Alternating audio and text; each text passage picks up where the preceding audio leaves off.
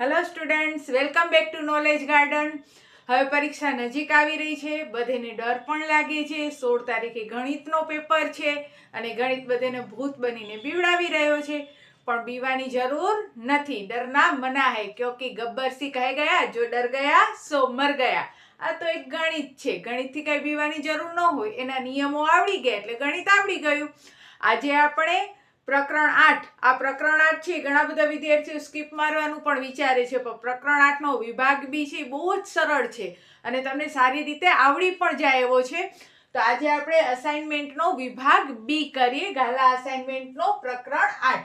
એમાં જુઓ, સૌથી પહેલા તમને દાખલો આપ્યો છે કે ચતુષ્કોણ ABCD ના વિકર્ણ એકબીજાને દુભાગે છે. જો ખૂણો A 35 હોય તો ખૂણો B બરાબર કેટલા?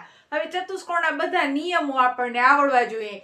જેમ કે ચોરસ કે લંબચોરસ હોય તો એના બધા શિરોબિંદુ આગળના ખૂણા 90 ના બનતા હોય. સમાંતર બાજુ ચતુષ્કોણ હોય તો એ વિકર્ણ કાટખૂણે દુભાગતા હોય. તો આવા સિમ્પલી નિયમ તમને આવડે એટલે દાખલો આવડી જાય. આપણે દાખલા કરતા કરતા જ નિયમ શીખીએ. અહીંયા જો ચતુષ્કોણ ABCD કીધો છે તો અમે ચતુષ્કોણ ABCD બનાવી લીધો. એના વિકર્ણ તો આ AC અને BD એના વિકર્ણ છે, એકબીજાને દુભાગે છે. હવે આનું આપણે કાંઈ કામ નહોતું, છતાંય આપણને કેમ લખીને દીધું તો એના ઉપરથી આપણને ખ્યાલ આવશે કે આ કયો ચતુષ્કોણ છે. હવે વિકર્ણ કેના દુભાગે? દુભાગે એટલે બે સરખા ભાગ કરે. તો આ જે ચતુષ્કોણ છે કા લંબચોરસ હોવો જોઈએ, કારણ કે લંબચોરસના વિકર્ણ પણ દુભાગે. કા ચોરસ હોવો જોઈએ, ચોરસના વિકર્ણ પણ દુભાગે. સમાંતર બાજુ અથવા સમબાજુ પણ હોવો જોઈએ, કારણ કે એના વિકર્ણ દુભાગે છે. પણ અહીંયા પાછળ કંઈક બીજું કીધું છે કે ખૂણો A 35 તો ખૂણો B શોધો. હવે જો આ ખૂણો A 35 હોય ને તો એનો મતલબ કે આ લંબચોરસ, સમબાજુ કે ચોરસ નથી. શું કામ નથી? કારણ કે લંબચોરસ હોય કે ચોરસ હોય તો અહીંયા કને 90 ડિગ્રીના ખૂણા બને. ચારે ચાર શિરોબિંદુ આગળ 90 ડિગ્રીના ખૂણા બને. પણ અહીંયા પહેલા જ શિરોબિંદુ આગળ 35 નો ખૂણો બનાવ્યો એટલે કે આ લંબચોરસ ને ચોરસ તો નથી જ. પછી જોઈએ કે હવે ખૂણો A બરાબર 35 તો B શોધો. તો હવે આ સમાંતર બાજુ અથવા સમબાજુ હોય. હવે સમબાજુ હોય કે સમાંતર બાજુ હોય, હવે એની અંદરનો નિયમ તો એક જ છે કે આ સમબાજુ કે સમાંતર બાજુ હોય તો પાસેના ખૂણાનો સરવાળો 180 થાય. બરોબર? જ્યારે પણ સમાંતર બાજુ ચતુષ્કોણ, સમબાજુ ચતુષ્કોણ હોય, પછી ભલે ના લંબચોરસ કે ચોરસ હોય તો પણ પાસેનો સરવાળો તો 180 જ થાય. તો આ A અને ખૂણો B પાસેના ખૂણા છે તો એનો સરવાળો કેટલો થવો જોઈએ? 180. એમાં A 35 આપી દીધા છે, વત્તા B બરાબર 180. આ પ્લસ 35 ને બરાબર ને આ સાઈડ લઈ જાઓ તો માઇનસ 35. 180 માંથી 35 છે તો ખૂણો B 145. જુઓ કેટલો સરળ દાખલો છે. ખાલી યાદ રાખવાનો, ચતુષ્કોણ કોઈ પણ હોય એના આવી રીતે પાસેના ખૂણાની વાત કરે તો એનો સરવાળો 180 થાય. આ યાદ રાખી લ્યો નિયમ. જેમ કે A અને B નો સરવાળો 180, B અને C નો સરવાળો 180, C અને D નો સરવાળો 180 ને D અને A નો સરવાળો પણ 180. અને જો સમાંતર બાજુ અને સમબાજુ ચતુષ્કોણ લખેલું આપ્યું હોય તો એના સામસામેના ખૂણા સરખા હોય. સમાંતર બાજુ ખાસ ધ્યાન રાખજો, જે બોલું છું એ લંબચોરસ ને ચોરસ નથી કહેતી. સમાંતર બાજુ કે સમબાજુ ચતુષ્કોણ હોય તો એના સામસામેના ખૂણા સરખા થાય. હવે આપણે દાખલા નંબર 2 જોઈએ. એમાં તમને આવી રીતે આકૃતિ આપી દીધી છે અને કીધું છે કે બે સમાંતર બાજુ ચતુષ્કોણ છે. કહી જ દીધું છે કયા ચતુષ્કોણ છે. બે સમાંતર બાજુ ચતુષ્કોણ છે ABCD અને AEFG. તો જુઓ, આ A, B, C અને D આ મોટો ચતુષ્કોણ અને એની અંદર જ નાનો ચતુષ્કોણ બનાવેલો છે AEFG. આ બંને સમાંતર બાજુ ચતુષ્કોણ છે. તો હમણાં જ આપણે રૂલ બોલ્યા કે સમાંતર બાજુ ચતુષ્કોણના સામસામેના ખૂણા સરખા હોય. હવે અહીંયા કેવી રીતે આપણે કરશું? તો અહીંયા જો આપણને કીધું છે C 55 અને તમને શોધવાનું શું છે? F. હવે આપણે એમ થાય કે C ને F ને કયો સંબંધ છે? C અને F કેવી રીતે આપણે લઈ આવશું? C ને F ને ભલે કઈ સંબંધ નથી, અથવા એનો સંબંધ બનાવવા જશું તો ઘણો ટાઈમ લાગી જાય. આવડો મોટો દાખલો ન કરાય 2 માર્ક્સમાં. તો આપણે શું કરશું? C અને A ને તો સંબંધ છે જ, બરોબર? તો આપણે C અને A નો સંબંધ લેશું. એટલે આપણે લખશું કે ખૂણો C બરાબર ખૂણો A, કારણ કે એ ABCD ના સામસામેના શું છે? ખૂણા છે. કયા ચતુષ્કોણના છે? ABCD ના. ABCD ચતુષ્કોણના સામસામેના ખૂણા છે ને ABCD ચતુષ્કોણ સમાંતર બાજુ છે એટલે એના સામસામેના ખૂણા કેવા હોય? સરખા હોય. એટલે A અને C સરખા છે. જો A અને C સરખા હોય તો C 55 છે તો એ પણ કેટલા હોય? 55 જ હોય. બરોબર.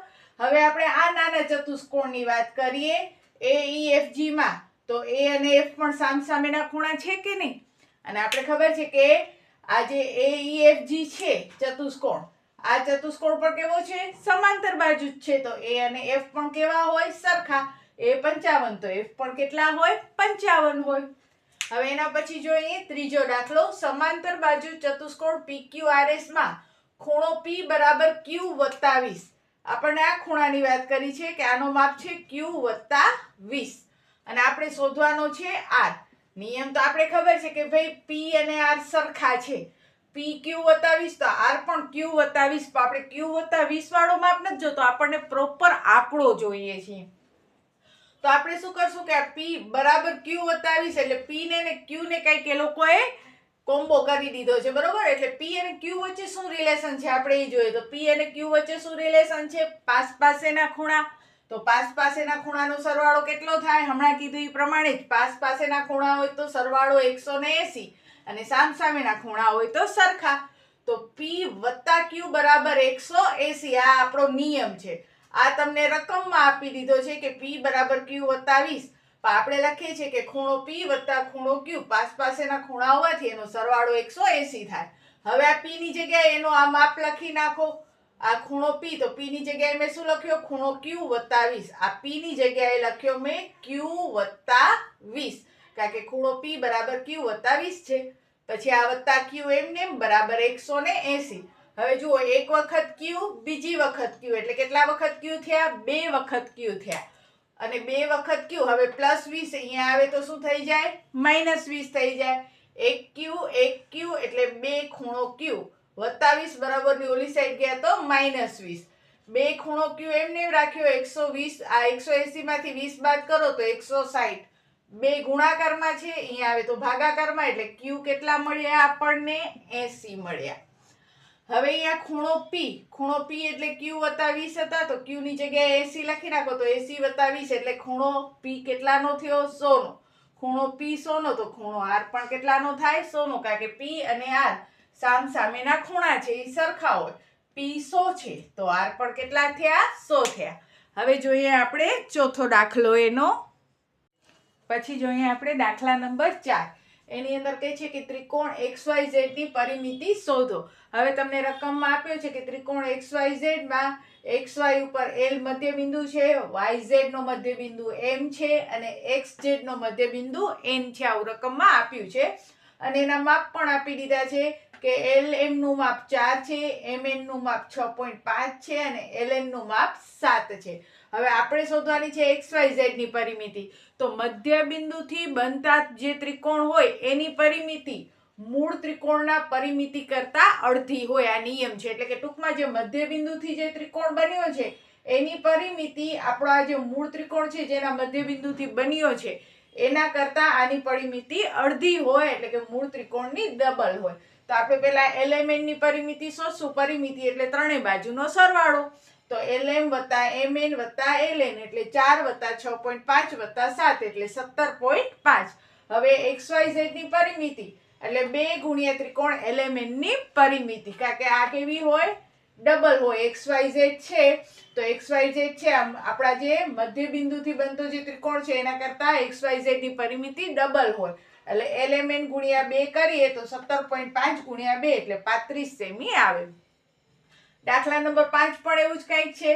અહીંયા કને તમને કીધું છે કે ત્રિકોણ ABC માં AB નો માપ 8.2 છે, BC નો માપ 6.4 છે, AC નો માપ 7.5 છે અને તમારે ચતુષ્કોણ PBQR નું પરિમિતિ શોધવાની છે. હવે જો જે ચતુષ્કોણ કહે ને એ પ્રમાણે તમારે આકૃતિ દોરવાની. આપણે પહેલા ABC તો દોરી નાખ્યો હતો. હવે તમને કહે છે PBQR ની પરિમિતિ. તો તમારે P થી B તો જોડેલો છે, B થી Q એ જોડેલો છે. હવે Q થી R ને R થી P જોડો એટલે આ PBQR તમારો ચતુષ્કોણ થઈ જાય. હવે આપણે બીજી એક પોઈન્ટ કરીએ. આપણે હમણાં જોયું કે આના કરતા આની પરિમિતિ અડધી હોય છે. શું કામ અડધી હોય છે? ધારો કે આ બાજુ જે છે 13 હોય તો આ એના અડધા કેટલા થઈ જાય? 6.5. જુઓ સામેની બાજુ છે, આ બાજુ 4 છે તો આ બાજુ કેટલી હોય? 8 હોય. આ બાજુ 7 છે તો આ બાજુ એનાથી ડબલ કેટલી હોય? 14 હોય. તો એ જ નિયમ આપણે અહીંયા ફોલો કરશું કે PB. તો જુઓ આપણે ચતુષ્કોણ PBQR ની પરિમિતિ જોઈએ છે તો આપણને PB નો માપ જોઈએ, BQ નો માપ જોઈએ, QR નો માપ જોઈએ અને PR નો માપ જોઈએ. ચારે બાજુનો માપ આપણને જોઈએ. તો PB કેમ મળશે? તો P એનો મધ્ય બિંદુ છે. જો P મધ્ય બિંદુ હોય AB નો તો એ AB ના બે સરખા ટુકડા કરે. એટલે આપણે જો આ PB એક ટુકડો જોતો હોય તો એ AB ના કેવા થાય? અડધા થાય. એટલે AB ના અડધા એટલે 8.2 ના અડધા કેટલા થાય? 4.1. કારણ કે આ બંને કેટલા થઈ જાય? 4.1 4.1. તો થયા 8.2 કારણ કે આ મધ્ય બિંદુ છે તો બે સરખા ટુકડા કરે. એવી જ રીતે BC છે એ પણ આ બંનેના કેવા ટુકડા કરશે? BQ અને QC ના સરખા ટુકડા કરશે. એટલે BC ના અડધા કરો તો 6.4 ના અડધા 6.4 ભાગ્યા 2 એટલે 3.2. એટલે આ પણ 3.2, આ પણ 3.2. હાલો આટલું તો મળી ગયું. હવે QR. આ QR કેમ શોધવું? કારણ કે આનો માપ તો હતો આપણા કને 6.4 તો અડધા કરી નાખ્યા. આનો માપ એ હતો એટલે આપણે અડધા કરી નાખ્યા. હવે QR કેવી રીતે શોધવા? તો હમણાં જ આપણે કીધું એ પ્રમાણે કે QR ની સામેની બાજુ કઈ છે? AB છે. તો AB ના અડધા QR હોય. એટલે કે જુઓ AB ના અડધા QR અથવા RQ જે તમે કહો તો AB ના અડધા QR એટલે 4.1 ને અહીંયા છે જ. અને આમે સમાંતર બાજુ ચતુષ્કોણ હોય એટલે સામસામેની બાજુઓ કેવી હોય? સરખી હોય. હવે આપણે અહીંયા પ્રોપર લખ્યો છે કે QR એટલે AB ના અડધા 4.8.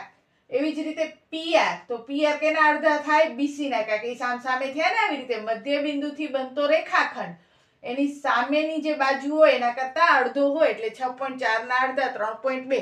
હવે આ ચારે બાજુના માપ આપણને મળી ગયા છે તો એ ચારે બાજુનો તમે સરવાળો કરો એટલે તમારો જવાબ આવશે 14.6 સેમી. ત્યાર પછી દાખલા નંબર 6 માં આકૃતિ આપી દીધી છે અને કીધું છે કે BDEF. તો જો આ થયો આપણો BDEF. આ થઈ ગયો આપણો BDEF. આપણે જરાક એને ડાર્ક પણ કરીએ. આ જો આ B, D, E અને F આ ચતુષ્કોણ. અને બીજો કઈ છે? FDCE. તો FDCE આ ચતુષ્કોણ. બરોબર. હવે આની અંદર આપણને કહે છે કે શું BD અને CD સરખા થાય? તો આપણે વિચારવાનું કે જો આ જે ચતુષ્કોણ છે BDFE આપણને કીધું છે કેવા છે? બંને ચતુષ્કોણ સમાંતર બાજુ છે. તેની સામસામેની બાજુ કેવી હોય? સરખી હોય. એટલે આપણે લખવાનું કે અહીં BDEF માં BD બરાબર શું થાય? EF થાય. સમાંતર ચતુષ્કોણની સામસામેની બાજુ. પરિણામ 1.